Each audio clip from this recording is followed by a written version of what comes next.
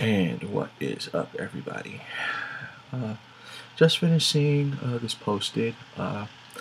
It basically just said something to change Saturday morning kids cartoons forever, and that is because they made Korra from Avatar: The Last Airbender. The Last Airbender, The Legend of Korra, lesbian.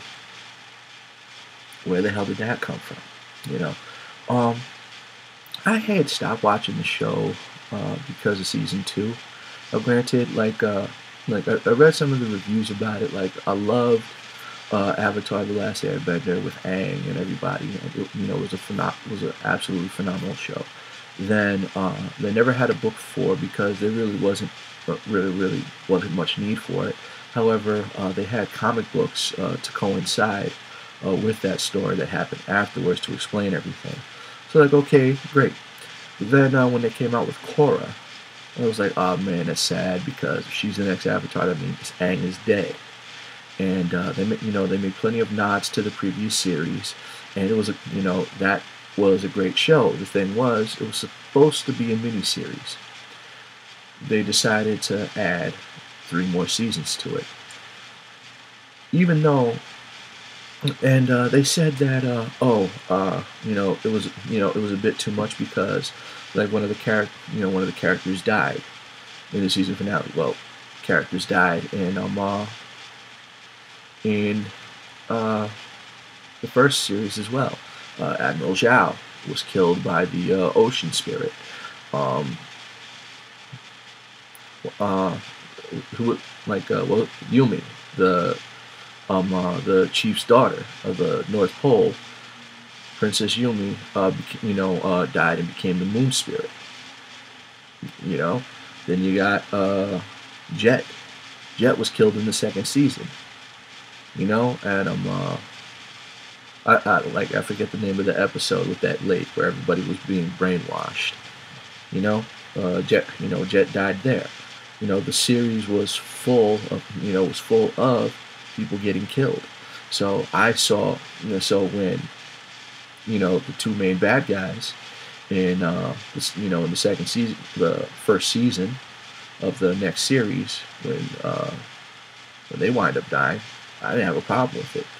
And for them to have a season 2, I thought that's like, but what else is there? There really isn't anything else for them to do. I mean, as far as certain villains, because at least in the first series, it was the Fire Nation. It was consistent. The Fire Nation were the bad guys. Even though obviously Iroh was never necessarily a bad guy, and of course I can't believe I can't remember the the prince's name. Anyway, so for them to eventually switch sides, it did kind of make sense. I mean, even in the beginning, when Zuko was having problems with Admiral Zhao, and of course, having Admiral Zhao, hire people to try to kill him, and then just everything, and even all the lessons that he was learning from his uncle, you knew that sooner or later that he would be switching sides. The way they went about it was genius. So, in the second season, when the obvious bad guys are killed and disbanded, what else is there? They had to make up more villains. Okay, here's a new, this is Korra's uncle from the North Pole. Her father, and give the backstory to her father that nobody asked for. I mean, her father was in what, 1 episode? The first episode, that was it. Now all of a sudden they're doing a bunch of stuff with her father that making up all this stuff, making it that it was his fault that she never left the South Pole, and a bunch of other things, blaming him for why she had such a rough life. Then you got it was just lazy writing. It's like they couldn't come up with anything else, so they just threw all this stuff together. That her breaking her after the nonsense she went through to finally have Mako for herself, for her to then break up with Mako, which was stupid, to have him hook back up with Asumi. Just a lot of it was a lot of nonsense. It honestly, God, was a lot of nonsense, and and especially the ending was very, very unsatisfying. The end was very unsatisfying, and the only good episode was when they introduced the first Avatar ever, which at the same time I wasn't necessarily cool with it, because the guy died having not achieved anything.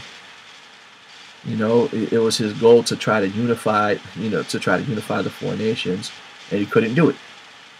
And it sucked. And to introduce the origin of the Avatar, fine, whatever. It kind of felt like Highlander the Source a bit. It was the answer to the question nobody asked. Season 3, I didn't even bother getting into. Did not even bother getting into. And the only thing I knew about that was the fact that basically new airbenders popped up. That was it. That was the only thing I knew. And I didn't even bother with season 4. Then I come to find out that in season 4, now all of a sudden they're saying Korra and Asumi are in a relationship together because they were both fighting over Mako. They both broke up with Mako, this, that, the other, and they became real close. Therefore, they have to be lesbian, right? I've already made mention of where my stance about homosexuality, and as far as putting it in stuff that is normally known as a kid's medium. But my biggest problem with that is not the fact that they made it homosexual, but the fact that the reason why they're making it homosexual. Just because you're close friends with somebody doesn't mean you have romantic feelings for them. Just because you get real close with somebody doesn't mean you have romantic feelings for them. And for them to imply that, because they do that, and they've done that with a bunch of other characters, with Richter and Shatterstar and X Factor. Then did that. I was told that they were gonna do something stupid like that with Naruto and Sasuke. Like, the reason why Naruto's so hell bent on getting Sasuke back is because they have romantic feelings for each other. That's the dumbest excuse I've ever heard. When it comes to people that have a shared experience, especially a shared life-threatening experiences, with as many as Korra as well as Asumi have been through together, yeah, there's a bond there. I mean, I don't have romantic feelings for any of my war buddies, but I'm willing to do anything for them. Why? Because of that closeness that me and so many of them have been through. In combat, getting shot, having rocket propelled grenades shot at us. I don't have romantic feelings for any of these guys. My friend Caesar right now in Japan. His wife, his 3 boys.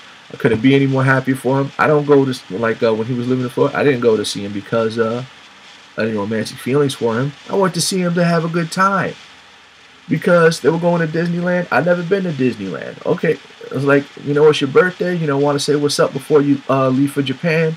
Oh, we're gonna be in Disneyland. I've never been to Disneyland. Okay, I'll go. I'll go with you. No problem.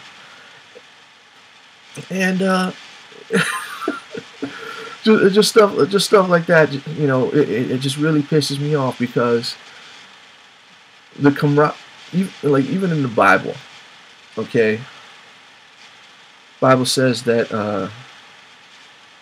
as far as the only story of true friendship, I mean absolute true friendship, in the Bible was with David and Jonathan. David, who later became king, and Jonathan, the prince of Israel, who was the son of Saul. Okay, these two boys loved each other, and it was said it was stronger than that of a woman, not because they had any romantic feelings for each other. It was because of a soul. It was because of a soul connection between the two of them, that they understood that they had each other's backs no matter what. And because even when Jonathan knew David was going to be king, and Jonathan was so cool with it. He's like, "Look, I'll be your prime minister. I'll work under you. It's like, I don't care." Jonathan died in battle, and years later, David says, "Is there anybody from the house of Saul that I might show mercy for Jonathan's sake?" Turns out Jonathan had a son. By this time, he was already an adult. He was crippled because when King Saul was killed, the baby's nursemaid snatched him out of the crib, starts running, and fell down some stairs, broke the baby's legs, and he had pretty much been crippled for life, and was living like a bum. This kid was royalty, and he was living like a bum. And David didn't know anything about this, and brought this kid to live in the castle with him. Why? Not because of any romantic feelings, but because of that soul connection. Because it was genuine love. If you read in the Bible what love is, love has nothing to do with feelings. And everything that he did, everything that he did, that was out of love. The movie Warrior, okay? Tom Hardy plays he was going by the name Tommy Reardon, and his real name was Tommy Conlon. The reason why he went to his mother's maiden name was because while he was in Iraq, this guy's a Marine. While he's in Iraq, his entire unit was killed, including his best friend. It sucks. And he deserts. His entire unit was killed by friendly fire. So he deserted, left the country, and comes back and joins the Sparta tournament, which was which was the biggest purse in mixed martial arts. In real mixed martial arts, there's never been a purse like this, and he's fighting for the sole purpose to make sure that his best friend's wife and children are taken care of for the rest of their lives. No romantic feelings. That was just his best friend. Somebody he considered his true brother, as opposed to his real brother, who he had to fight at the end. And of course myself. My boy Caesar, it was great, it was great being in touch with him after, so many years. Me and him are still friends. However, there was a guy taught me everything I knew in the Marine Corps. Because my job was an ordnance technician for F-18s, and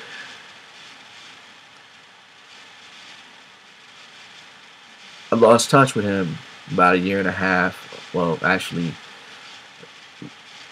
maybe even less time than that. I lost touch with him, and he never had a MySpace page. Him and his wife never had a MySpace page, and we had never. And when I switched to Facebook, it took forever for me to find them. I found them I found her through one of my pilots. I think he's still a Major Brian Dennis.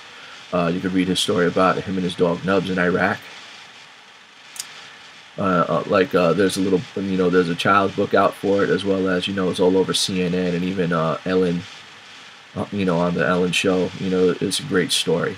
I got nothing against homosexuals. Ellen is very obviously a very wonderful person. Does a lot of nice things for people. Does a lot of good causes for her. I don't go out of my way to watch talk shows, so that's the only reason why I don't see her show. But I love seeing the stuff that she does for people. It's great. She's a good person. I don't hate her because I do not hate her because she's homosexual. I pray for her, but I don't hate her. And I hope she continues. Like, even if she stays a homosexual, I pray that she continues to do the great things that she's been doing, because there's a lot of people that need help, and somebody in her position can help those people, because so many church people think that, oh yeah, you need to be poor, and because they're poor, they can't help anybody. So back to my friend named Elliot Taylor. Lost touch with him after a few months of being out, because he had moved back to his home state in Alaska. He didn't have a MySpace page, didn't have a Facebook page. I find his wife. I don't know how. In 2012, I find his wife, and I befriend her. I asked her, what's up? How's Elliot doing? Then I see posts about her talking about how it's still being used to getting a loan. It sucks being a widow. Apparently, he had died 2 years prior. The stuff me and him have been through as far as working that flight line and on those jets, man. It's a shared experience, and he was the only person that had any real faith in me. Had nothing to do with any romantic feelings. Again, it was that soul connection from a shared experience. I love that man to death. And and he's not here. With everything that I plan on doing, with any little success that I've had, he's not here, to help share in that. And that's what breaks my heart more than anything. And because of who she was, because I knew who she was, she was in my unit as well. She was an absolute sweetheart, not the brightest, not the brightest bulb in the tree sometimes, and I've made that known to her, but she was an absolute sweetheart. I loved her to death as well, and I could not have been happier for the two of them when they finally got married and went off to do their own thing. They never had any children. Which also breaks my heart. I would absolutely, and to this day, if she needed me, I would just drop everything. I would just drop everything and do whatever I had to, to get to her, to help her. Not just because of the fact that she was a nice person. Because I knew her, but I wasn't necessarily that close to her. But because of the bond I had with her husband, and in honor of him, I would do anything for her. And that's something Hollywood just can't seem to wrap around their heads. Like you people have no concept of what true love is. Has nothing to do with romantic feelings. Love isn't a feeling. Read the Bible, find out for yourself what love truly is. Guarantee there's no feelings involved in it. And it breaks my heart to see something like that. In a cartoon that's made for kids of all things. If it's going to be an anime, majority of that stuff isn't for children. Majority of the anime isn't for children anyway. So that kind of makes sense. Like Kenichi the Mightiest Disciple, granted, it's a kid, a teenager, going through these problems. It is a very perverted cartoon, but it's also very funny. Naruto, the same way. Dragon Ball, turns out, exactly the same way, but it's not geared for children. They'll made the mistake of putting it on Cartoon Network, but you know what? It was after heavy editing. And then for an American cartoon to go out of their way to say that this is what love is, and that's not the case. When you learn what love is, then get back to me. I'm done talking. Have a good day.